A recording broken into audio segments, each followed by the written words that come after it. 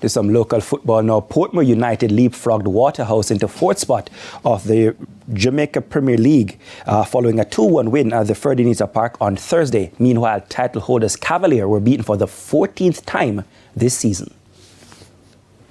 4-1 on Monday by Mount Pleasant FA, Portmore United bounced back in the affirmative with a 2-1 win over Waterhouse. Waterhouse, who jumped into fourth spot over the weekend, fell behind from the third minute when Tyreek Zimenez scored. But it took Waterhouse just 14 minutes to pull level, Jamon Lyle getting the job done. And Waterhouse thought they took the lead, only to see it ruled off by referee Daniel Parchment. The match was decided in the 61st minute when Corey Burke, in his second outing, showed his class to secure the third point for the 7-time champions. Portmore are now back into fourth on 48 points. We get a new striker in Corey now who brings some experience, and brought good ball control up top, and just the threat. And you see today he did very well. Haven't played 90 minutes and he pushed himself to that. The defeat saw Waterhouse drop to fifth on 46 points.